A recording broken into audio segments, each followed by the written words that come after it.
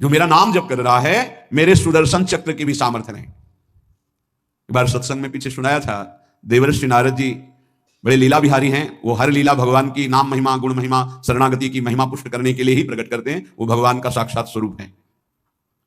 प्रताप रुद्रेशा उस राजा का शायद नाम था। वो बड़ा प्रतापी चक्रवर्ती सम्राट पद पर भगवान रघुनाथ जी विराजमान थे। श्री राम जी, बड़े बड़े ब्रह्म ऋषि सब विराजमान, सभा लगी हुई थी। नारद जी बाहर मिल गए उनको और कहा, अंदर प्रभु के दर्शन करने जा रहे हो? नारद जी को प्रणाम किया। जी। तो वहां बहुत से ब्रह्म ऋषि बैठे हैं, सबको प्रणाम भी करोगे? हाँ जी, तो मर्यादा है संतों को प्रणाम। तो विश्वामित्र जी को भी प्रणाम करोगे? हाँ, क्यों, वो तो ब्रह्म ऋषि हैं। क्यों, ब्रह्म ऋषि कहाँ हैं? तो कौशिक वंश में प्रकट हुए, क्षत्रिय कुल में। उन्होंने कहा, नहीं, तपस्या से तो ब्रह्म पद प्राप्त किया है उन्होंने। हाँ, पर मूल में तो नहीं। आपका उद्देश्य क्या है? बस ऐसे कर लेना, माथा मत रखना। देवर्षि नारद जी के सब ऋषियों के माथा रखना। गए भगवान के दरबार में, भगवान को नमन किया, सब ऋषियों के चरणों में मस्तक रखा और विश्वामित्र जी के सामने जाके ऐसे करके ध्यान भी नहीं दिया। सभा पूर्ण हुई, विश्वामित्र जी के पास नारद जी बैठे, बोले, आपने कुछ देखा भगवान? विश्वामित्र जी ने कहा, क्या? वो प्रताप रुद्र को? नहीं, क्या बात? क्या? सबको तो माथा रख के प्रणाम किया, आपको ऐसे किया, आपने देखा नहीं? हाँ, ऐसे तो किया, ये तो देखा, हमारा ध्यान नहीं गया, इसमें कोई विशेष बात है? बोले, हाँ, कह रहे थे कि मूल में तो क्षत्रिय ही है ना, ब्रह्म ऋषि तो बाद में तपस्या से, उसकी इतनी हिम्मत, एकदम अग्नि प्रज्वलित कर दी। हमारा दंड तो मिलना ही चाहिए। देवर्षिनाथ, आप जैसे ब्रह्म ऋषि के साथ ऐसा वर्त, उसको उधर सिखाया था और इधर ऐसे आवेश में खड़े हुए कहा, रघुनाथ, आपके दरबार में हमारा अपमान हुआ। भगवान, आपका अपमान कौन? प्रताप। वो जब चले गए, आपका आदेश क्या है? शाम तक उसका मस्तक हमारे चरणों में होना चाहिए। तो उनका, प्रभु, आपके सामने सत्य वचन कहता हूं, अगर सूर्यास्त होते होते मैं उसका मस्तक आपके चरणों में न डाल दूं, मैं रघुवंशी नहीं। आप शांत होइए। नारद जी ने बात पक्की। गए, अब वो आराम से अपने राज महल में, सब बोले, खा ले, मारा जाएगा शाम तक। अभी भगवान ने संकल्प कर लिया कि शाम तक तुम्हारा गला काट के विश्वामित्र जी के, महाराज आपने हमको फंसा दिया, हम तो साष्टांग लौट जाते। आप पहले तो कहा था कि केवल हाथ जोड़ देना। बोले, हम ये थोड़ी समझते थे समस्या फंस जाएगी। अब तो समस्या फंस गई। प्रभु अब बचाएं, कैसे बचे? रघुनाथ जी ने कहा, मैं रघुवंशी नहीं, यदि उनके सत्य वचन होते हैं, भगवान कभी मिथ्या वचन नहीं बोलते, मारे जाओगे। प्रभु बचा लो। एक उपाय है, महाभागवत हनुमान जी बचा सकते हैं। उनका, राम जी का विरोध हनुमान जी कैसे कर सकते हैं? बोले, अब जो कह रहे हैं, तो हमारी पहुंच तो है नहीं कि हनुमान जी से हम संभाषण कर सके इस विषय में। बोले, हनुमान जी को अगर कोई आज्ञा कर सकता है राम जी के अलावा, तो माता अंजनी कर सकती है। चलो हम तुम्हें मिलाते हैं। अंजनी माता जी से मिला, साष्टांग दंडवत, रोते, मां रक्षा करो, बड़ी करुणा में। उनका कि बताओ क्या तुम्हें समस्या है? बोले, मां त्रिभुवन में केवल आप ही जो हमारी रक्षा कर सकती हो। बोलो, एक राजा है जो मुझे मारना चाहता है, आप बचा सकती हो मुझे? राजा मारना चाहता है? मेरा पुत्र महाबली महाभागवत हनुमान है, मैं आज्ञा करूंगी, कभी मेरी आज्ञा को उल्लंघन नहीं करेगा। जाओ, मैं तुम्हारी रक्षा का व्रत लेती हूं। नारद जी मन में सोचे, काम बन गया, हमारा काम बन गया, क्योंकि अब प्रकाश होगा भगवान के नाम का। हनुमान जी महाराज आए, बेटा आज्ञा कीजिए मां, मैंने इसकी रक्षा का व्रत लिया है। अभी तक ही नहीं पूछा था राजा कौन है मारने वाला, और मैंने कह दिया है ऐसा ऐसा। मां, आपकी आज्ञा सिरोधार, त्रिभुवन में कोई ऐसा पैदा ही नहीं हुआ कि मेरी मां रक्षा का व्रत ले और उसे वो मार दे। कौन राजा है? तो हाथ जोड़कर कहा कि भगवान श्री राम। हनुमान जी एकदम सन्न रह गए, ये क्या? स्वामी से ही कहा, मां आपने कौन सा व्रत ले लिया रक्षा का? मेरे प्रभु के खिलाफ मैं कैसे हो सकता हूं? मां ने कहा, हमने तो वचन दे दिया। हनुमान जी ने कहा, फिर बुद्धियों, जितनी बुद्धियां हैं वो सब सरस्वती, जो सरस्वती भी जिनकी द्वारा प्रेरित है वो भगवान, और भगवान जिनकी बुद्धि में बैठे रहते हैं उनसे बड़ा बुद्धिमान कौन हो सकता है? इसीलिए परम ज्ञानी है श्री हनुमान जी महाराज, बुद्धि नाम अग्रगण्यम, जितने भी बुद्धिमान जन उनमें सबसे वरिष्ठ हैं, श्रेष्ठ हैं। हनुमान जी महाराज बोले, चल तू एकांत चल।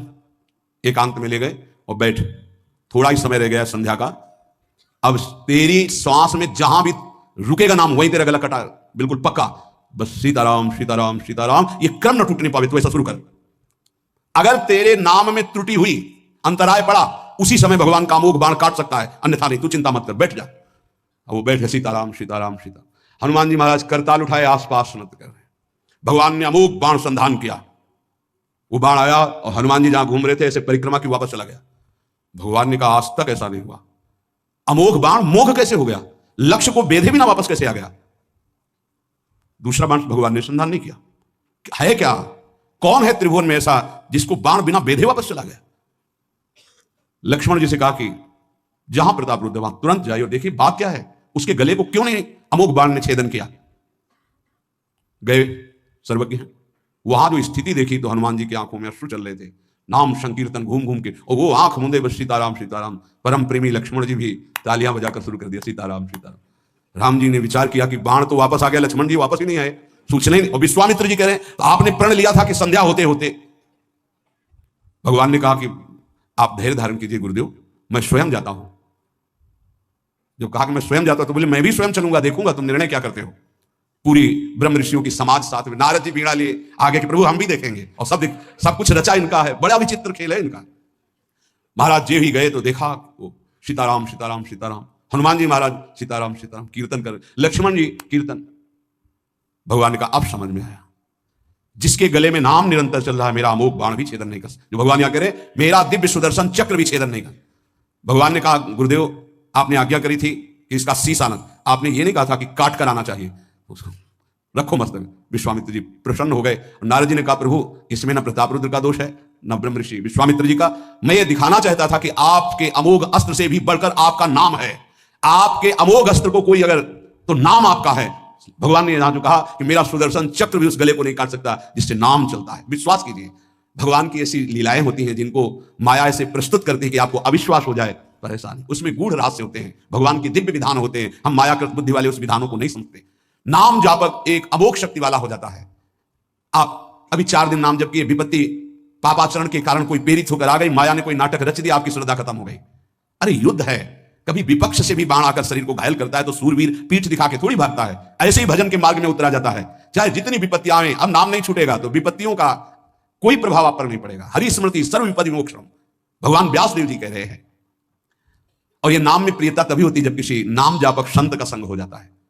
बिना संत संग के भजन में रुचि हो ही नहीं सकती। कहीं भी किसी का अगर नाम चल रहा है, संत संग से, जब वो नाम जापक स्वयं नाम का उपदेश करता है तो उपदेश के साथ एक शक्ति जाती है जिसे शक्तिपात कहते हैं। वो वचन से भी होता है, दृष्टि से भी होता है, स्पर्श से भी होता है और संकल्प से भी होता है। शक्ति जो नाम जप की है, नाम जापकों की शक्ति जब साधारण जीवों में जाती है, ए तुम आज से नाम जप करो, तो क्या समझते हो, उसके साथ नाम जप की शक्ति जा रही है उसके पास। दृष्टि से देख लिया, मन से संकल्प कर दिया, वचन से बोल दिया, तभी नाम जप प्रारंभ हुआ। नहीं पापाचरण करने वाला राधा नहीं बोल सकता। विश्वास कीजिए, पापवंत कर सहज स्वभाव, भजन मूर्ति भाव न गाओ। संत जन भगवान के पार्षद हैं, अहेतु की कृपालु हैं, वो कृपा करते हैं तब नाम जप शुरू होता है। एक पति पत्नी में बहुत आसक्ति थी परस्पर,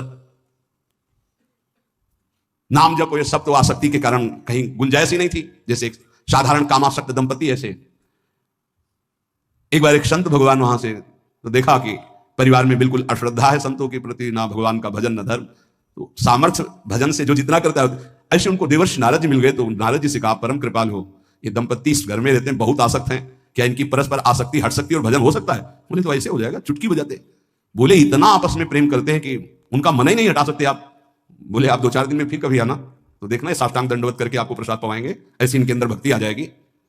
नारद जी गए, पति कहीं बाहर कार्य से गया था, पत्नी कहा कैसे आप संत भगवान कैसे आए?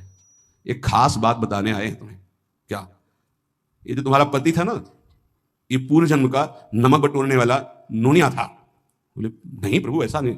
बोले रात में जब सो रहा हो तो तुम उसकी त्वचा को चाट के देखना, बिल्कुल हमारी बात सत्य मिलेगी। तुम जो इतना प्यार कर रहे हो तुम्हारे काबिल नहीं। ऐसा कैसे हो सकता है? पक्का। कहां खेत है तुम्हारा? जहां पति गए। बताया अमुक जगह। नारद जी गए। कैसे बाबा जी? बोले एक बात बताने आए, जिसको तुम पत्नी को बहुत प्यार करते हो ना, नागिन है पूजन। बोले आप कैसे कर? बोले हमें त्रिकालज्ञ हम जानते हैं। बोले अगर परीक्षा करनी हो तो रात में सोने का नाटक करना, देखना जबान निकाल के आके।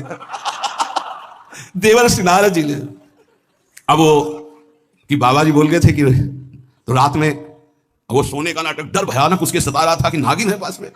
अब जब चाटने होगा जो ही जबान निकाले फिर समझ गए और चिल्ला पड़े वापस। बड़ा तो दृष्टांत सागर का है ये। तो अब रात तो बहुत विघ्नकारी हो गई, आपस का प्रेम एकदम खत्म। सुबह देवर्षि नारद जी आए, बोले ये तो हमने आपके साथ विनोद किया था, वस्तुतः ये नागिन नहीं है, वस्तुतः ये ऐसा नहीं। हमें समझाने आए कि तुम दोनों का प्रेम ये नाशवान है, आज नहीं तो कल नष्ट हो जाएगा। जीवन की सार्थकता भगवान नाम जपने में है, भगवत आराधना में। नारद जी की कृपा से उनके हृदय में भक्ति जागृत हुई। अगर हमें संत ना मिले तो सच्ची कहते हैं भगवान के चरणों में या नाम में प्रीति हो ही नहीं सकती। बस केवल इतना लगता है कि नाना प्रकार की भोग सामग्री जो हम भोग रहे हैं, ये किसी को यही नहीं लगता कि यहां से छोड़ के जाना है। दूसरे को फूंक के आ रहे हैं और स्वयं को ये पता नहीं कि यहां से छोड़ के जाना, यहां से कुछ नहीं ले जाना, शाश्वत। दोस्तों ये देखिए अपने पास एक बहुत पुराना सीलिंग फैन रिवाइंडिंग करने के लिए आया है। अभी देखो इसमें क्या क्या सिस्टम है, बहुत पुराना है। इसमें देखो ऐसा वाला है, नीचे से बेरिंग, ऊपर वाली लॉक है, फिर ऊपर से लॉक होगी। फिर इसके बाद देखो ये जो है इसका, इसमें देखो चूड़ी लगी हुई है। फिर उसके ऊपर एक टाइट किया जाएगा, फिर एक फैन चलेगा। इसकी रिवाइंडिंग कंप्लीट हो गई है, अब इसकी फ़िटिंग बाकी, मैं फ़िटिंग करने जा रहा हूँ।